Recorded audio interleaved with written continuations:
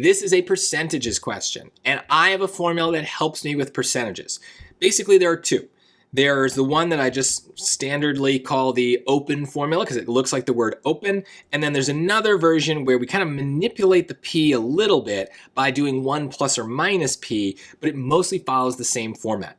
The O stands for the original amount of whatever we have. The N stands for the new amount, and the P is the percentage as a decimal. So let's see, we can fill all this in. Last year, Cedric had 35 plants in his garden. That's our original amount. That's the amount that matters. Now that we get to the percentage, this year the number of plants in Cedric's garden is 60% greater than the number of plants in his garden last year. So I want to use this 1 plus or minus version of the open formula because this isn't just taking a percentage of something, this is a percent change. And the 1 plus or minus represents the change. So don't worry too much about where the 1 comes from. Just kind of follow the story. 1 isn't going to change. That's going to be there. And then is it going to be a plus or a minus? Well, it says greater than. So greater means plus. So 1 plus. And then we have to convert our our percentage into a decimal. That's another skill you need. So 60% is 0.6, 0.60 if you really want it, as a decimal. So we have to convert.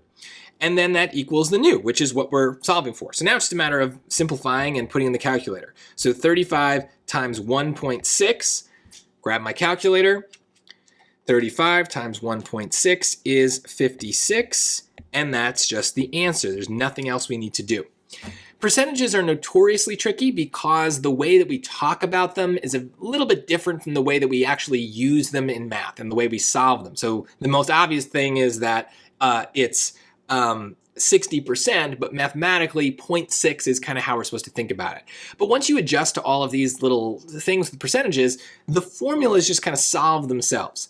The only thing we might need to decide in a certain situation is whether we're just taking a percent of something, right? 60% of 35 is very different from 60% greater than 35. So we have the open formula either way, but we just might need to choose the right one for the situation. And the benefit of this formula is if we get into exponential equations, which also involve percentages, it's basically the same thing. The only change there is that we would add a variable to my exponent, to the percentage. It's a t or an x or whatever. So all three of these formulas kind of work together to capture all the things we need for percentages. Hopefully this was a nice review of that. Percentages, definitely though, among the trickier topics on the SAT.